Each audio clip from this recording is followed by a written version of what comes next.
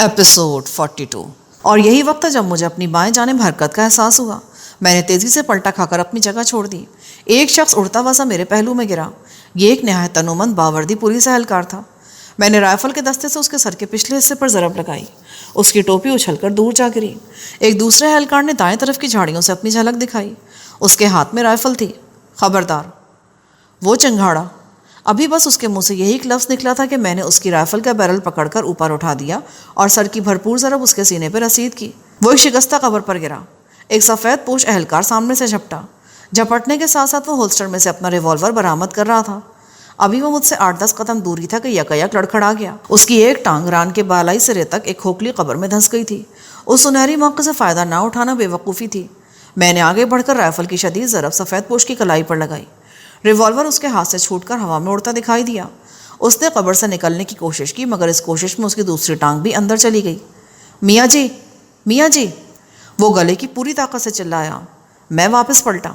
मेरे जहन में जलजला सा बरपा था।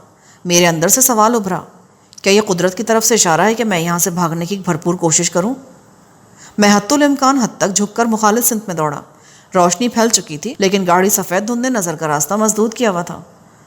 देखो, कोई हरामी जाने ना पाए। वारिस की कड़कती आवाज़ मुझे कब्रिस्तान के मशरक़ी किनारे से सुनाई दी। उसके साथ ही कुछ कातिल गोलियां सीटियां बजाती मेरे दाएं बाएं से गुजरी। मैं औंधे मुँह गिर गया। चंद फुट क्रॉलिंग करने के बाद मैं फिर उठा और झुककर कब्रिस्तान की 4 फुट ऊंची कच्ची दीवार तक पहुंच गया।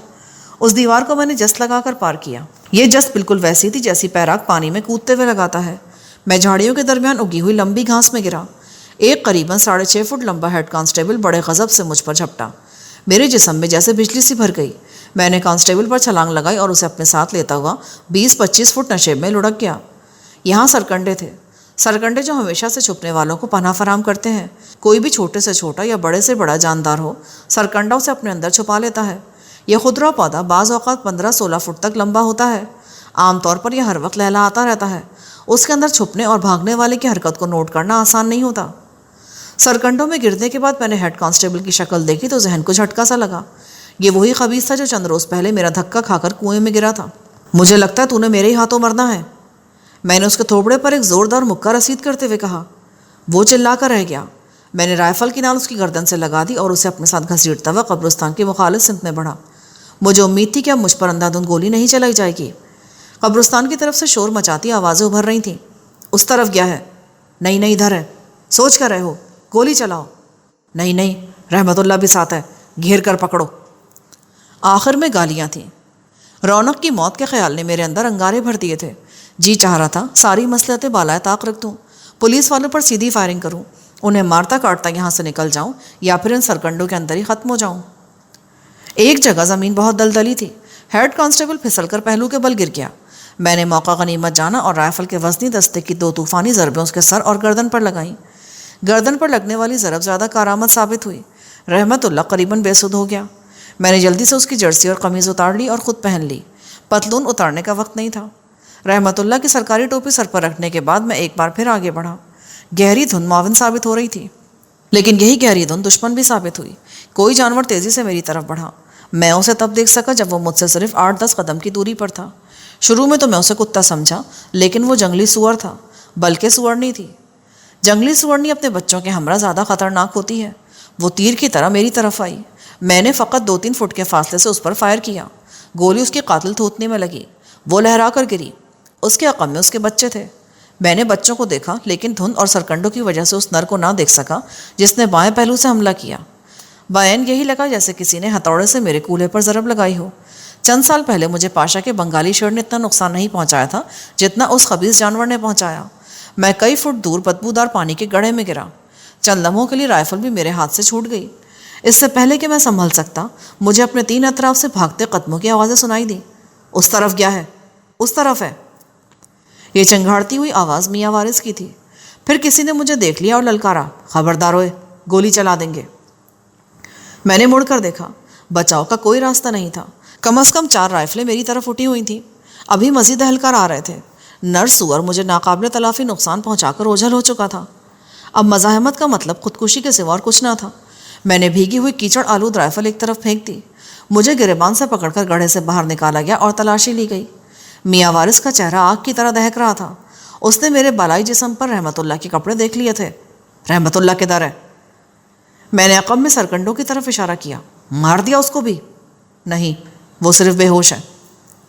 میری ران کا چند دن پرانا زخم پھر خون اگلنے لگا تھا۔ اس کے علاوہ جہاں جنگلی سور کی خوفناک ٹکر لگی تھی وہاں بھی زخم ہو گیا تھا اور مسلسل خون رس رہا تھا۔ میری تلاشی لینے کے بعد پولیس اہلکاروں نے مجھے بے دردی سے رائفلوں کے بٹ مارے اور گالیوں کی بوچھاڑ کر دی۔ پھر رحمت اللہ کی قمیص، ٹوپی اور جرسی میرے جسم سے نوچ لی گئی۔ مجھے یکبستہ زمین پر اوندھا لٹا دیا گیا اور میرے ہاتھ پشت پر ہتھکڑی سے جکڑ دیے گئے۔ قبرستان کی طرف ابھی تک فائرنگ جاری تھی۔ یہ فائرنگ زیادہ تر پولیس والوں کی طرف سے ہو رہی تھی۔ پولیس اہلکار مجھے دھکیلتے اور گاہے بگاہے رائفل کے بٹ مارتے ہوئے واپس قبرستان کی طرف لے چلے۔ نیم بے ہوش رحمت اللہ کو اٹھا کر سرکنڈوں سے باہر لایا جا رہا تھا۔ سرکنڈوں سے باہر لے جا کر مجھے ایک بند جیپ میں بٹھا دیا گیا۔ 3 رائفل بردار میرے ارد گرد بالکل چوکس تھے۔ پاس ہی ایک دوسری جیپ کھڑی تھی، یہ چھت کے بغیر تھی۔ اس میں پولیس کی آہنی ٹوپیوں، رائفلوں اور ایمونیشن کی 24 پیٹیوں کے ساتھ ساتھ مجھے وہ ٹیپ ریکارڈر بھی نظر آ گیا جو رونق علی سے چھینا گیا تھا۔ ایک مسلح حوالدار ٹیپ ریکارڈر کے پاس موجود تھا۔ میرا اور ٹیپ ریکارڈر کا فاصلہ بمشکل 30 فٹ ہوگا، لیکن اب یہ ناقابل عبور فاصلہ بن چکا تھا۔ ایک اور لرزہ خیز منظر 2 لاشوں کا تھا۔ یہ لاشیں زمین پر پڑی تھیں اور ان پر کپڑا ڈال دیا گیا تھا۔ خون کے دھبے کپڑے پر بھی صاف نظر آ رہے تھے۔ ان میں ایک لاش کافی فربا تھی۔ میرا دل رونق علی کے خیال سے کٹ کر رہ گیا۔ میاں وارث نے مجھ پر ایک قہرناک نظر ڈالی اور اپنے اہلکاروں سے بولا، میں آ رہا ہوں 5 منٹ میں، بالکل چوکس بیٹھو، تمہیں پتہ ہی ہے یہ نوے زمانے کا شیر شاہ سوری ہے۔ ایک ہیڈ کانسٹیبل نے آگے بڑھ کر ایک بار پھر میری ہتھکڑی چیک کی اور اطمینان سے سر ہلا دیا۔ میاں وارث کے قبرستان کی طرف جانے کے بعد ایک بار پھر فائرنگ میں تیزی آ گئی۔ یہ 3-4 منٹ تک جاری رہی، پھر خاموشی چھا گئی۔ پولیس والے اب قبرستان میں کچھ اور آگے چلے گئے تھے۔ انہوں نے شاہ نواز کے ایک زخمی ساتھی کو پکڑ لیا تھا اور اسے کھینچتے ہوئے جیپوں کی طرف لا رہے تھے۔ 2 افراد اس سے پہلے پکڑے جا چکے تھے۔ کچھ دیر بعد میاں وارث واپس آئے تو میں نے اس سے کہا، اگر تم کہو تو میں اندر موجود لوگوں سے بات کرتا ہوں۔ وہ لڑنا نہیں چاہتے، وہ گرفتاری دینا چاہتے ہیں، بس انہیں ڈر ہے کہ… میرا فقرہ بھی مکمل نہیں ہوا تھا کہ وارث نے ہاتھ گھمایا اور الٹے ہاتھ کا زوردار تھپڑ میرے چہرے پر لگا۔ میں سیٹ پر ایک طرف کو جھک گیا، منہ میں خون کا نمکین ذائقہ گھل گیا۔ وارث دھاڑا، ہمیں کسی کتے سے پوچھنے کی ضرورت نہیں کہ ہمیں کیا کرنا ہے اور کیا نہیں۔ پھر اس نے اپنے KSI کو کچھ ضروری ہدایات دیں اور اچھل کر جیپ میں بیٹھ گیا۔ چند ہی لمحے بعد جیپ کچے راستے پر دھول اڑاتی تیزی سے سرکنڈوں کے ساتھ ساتھ آگے بڑھ رہی تھی۔ قبرستان میں ہونے والی فائرنگ کی آوازیں پیچھے رہتی جا رہی تھیں۔ کہاں لے جا رہے ہو مجھے؟ میں نے ہمت کر کے پوچھا۔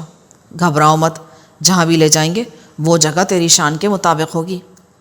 وارث نے زہرخند لہجے میں کہا، آخر تو کوئی معمولی بندہ نہیں ہے، اپنی ہوشیاری کی وجہ سے بہت بڑا چودھری بن چکا ہے، بڑی اونچی پگ ہے تیرے سر پہ، اور پھر تو ایک بہت بڑے خاندان کا جوائی بھی تو ہے۔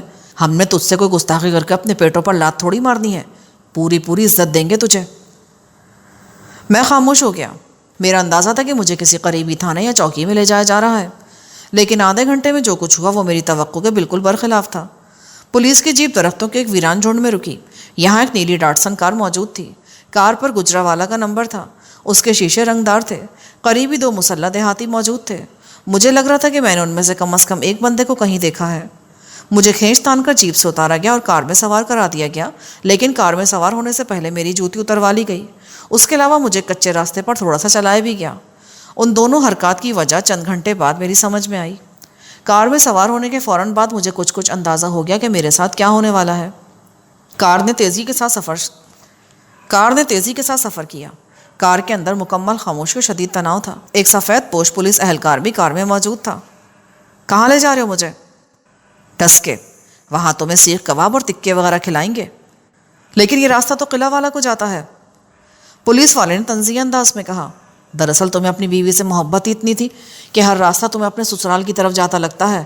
واہ بھائی، میاں بیوی میں سلوک ہو تو ایسا۔ اب قلعہ والا کی آبادی سامنے نظر آ رہی تھی۔ جلد ہی ہم آصف جاں کی مشہور و معروف حویلی میں داخل ہوئے اور احاطے میں درختوں کے نیچے رک گئے۔ شکاری کتوں کی لرزہ خیز آوازیں ایک بار پھر میرے کانوں میں پڑنے لگیں۔ مجھے گاڑی سے اتارا گیا اور کچھ ہی دیر بعد حویلی کے ایک شاندار اندرونی کمرے میں آصف جاں کے روبرو تھا۔ اپنے ڈیل ڈول کی طرح آصف جاں کا چہرہ بھی بہت بڑا اور دبنگ تھا، لیکن اس وقت تو یہ چہرہ کچھ اور بھی دبنگ بلکہ ہولناک نظر آ رہا تھا۔ آنکھیں سرخ اور سوجی ہوئی تھیں، نشے سے نقوش بگڑے ہوئے تھے، بیڑی کا دھواں اس کے ارد گرد پھیلا ہوا تھا۔ مجھے دیکھ کر اس کی آنکھوں میں عجیب جنونی وحشت ابھری۔ وہ اپنے کارندوں سے گرج کر بولا، اوئے کیا کرتے ہو؟ کیوں پکڑا ہے ان کو؟ پتہ نہیں یہ اس حویلی کے جوائی ہیں، چھوڑ دو ان کو، پلنگ پر سفید کھیس بچھاؤ ان کے لیے۔ مجھے فوراً ہی چھوڑ دیا گیا۔ بہرحال میرے ہاتھ بدستور میری پشت پر ہتھکڑی میں جکڑے رہے۔ ایک کارندہ جلدی سے گیا اور بالکل نیا نکور سفید کھیس لے آیا۔ کھیس پلنگ پر بچھا دیا گیا۔ بیٹھو داماد جی۔ آصف جان نے پلنگ کی طرف اشارہ کیا۔ میں جھجکتا ہوا بیٹھ گیا۔ میرے پاؤں ابھی تک ننگے تھے اور گرد میں لیتھڑے ہوئے تھے۔ آصف جان نے کہا، اوہو داماد جی، تمہارے پاؤں کا تو ستیہ ناس ہو رہا ہے۔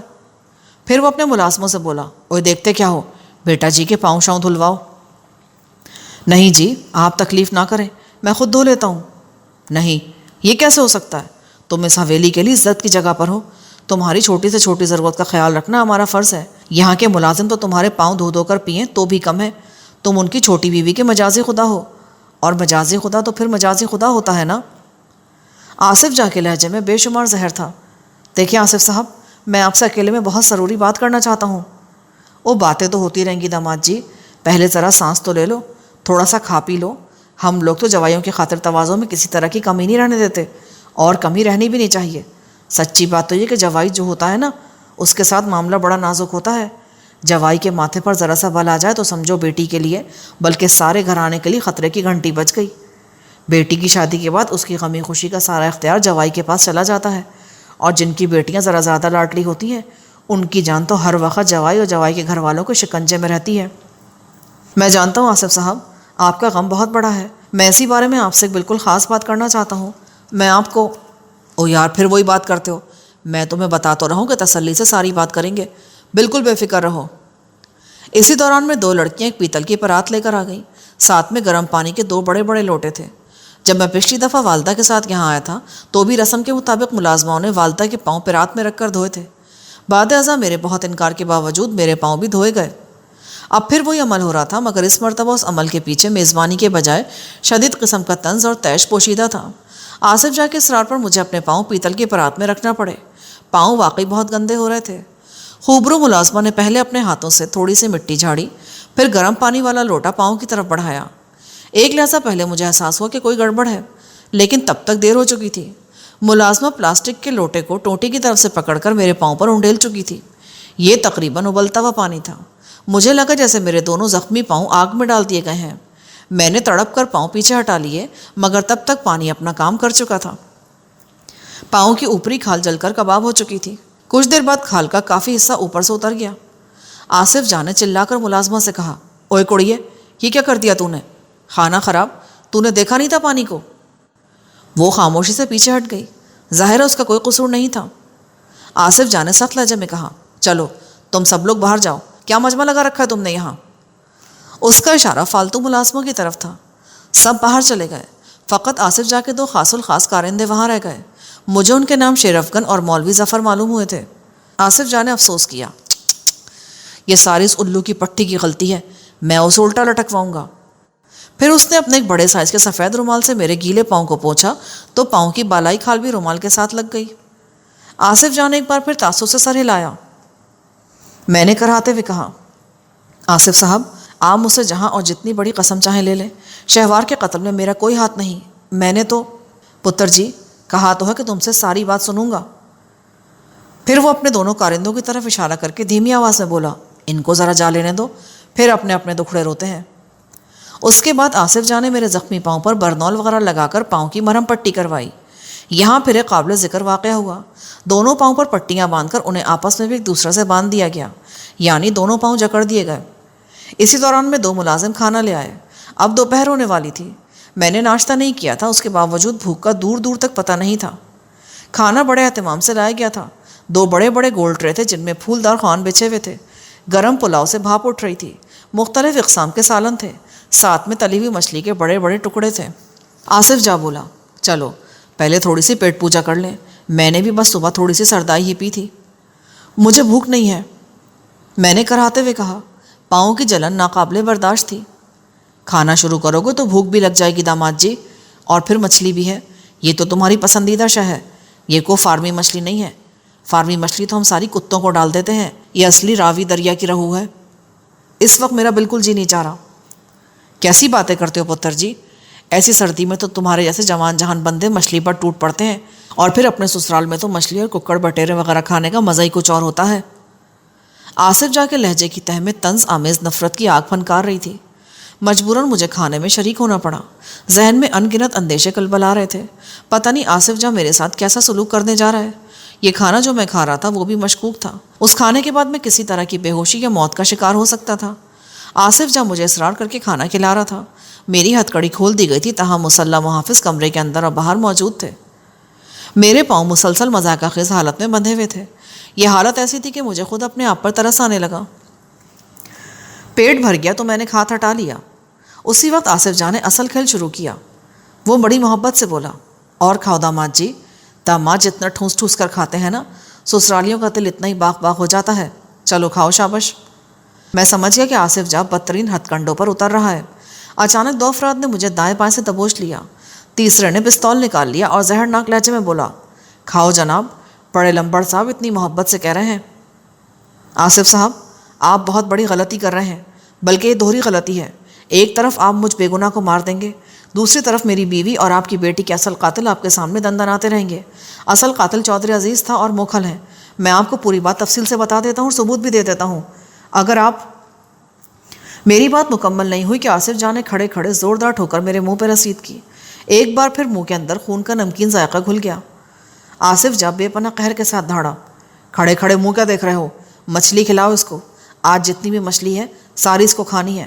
اس کے گلے تک مچھلی ٹھونس دو، اگر ایک ٹکڑا بھی باقی بچا نا تو وہ ٹکڑا… وہ اتنے طیش میں تھا کہ اپنے ملازموں کے ساتھ بھی بدزبانی پر اتر آیا تھا۔ لمحوں میں میرے لیے جیسے قیامت برپا ہو گئی۔ میرے پاؤں بدستور سفید رنگ کی سوتی پٹی میں جکڑے ہوئے تھے۔ شیر افغن اور مولوی ظفر نے مجھے دائیں بائیں سے دبوچ لیا۔ ایک پہلوان نما کارندے نے میرے گلے میں مفلر ڈال کر پیچھے کی طرف کھینچا۔ بے ساختہ میرا منہ کھل گیا۔ ایک شخص نے میری بانچوں میں ہاتھ دیا اور دوسرا زبردستی مچھلی میرے منہ میں ٹھونسنے لگا۔ وہ مچھلی پوری طرح میرے منہ میں نہیں گھسڑ سکا، کچھ میرے نتنوں میں چلی گئی، کچھ اس نے میرے منہ پر مل دی۔ ایک اور شخص نے میری بانچوں میں انگلیاں دے رکھی تھی اور ساتھ ساتھ پھنکار رہا تھا، منہ کھولو چودھری صاحب، منہ کھولو جی۔ لگتا تھا کہ وہ وحشت کے عالم میں میری بانچیں چیر کے رکھ دے گا۔ پس منظر میں کتوں کا شور تھا جو کبھی کم اور کبھی زیادہ ہو جاتا تھا۔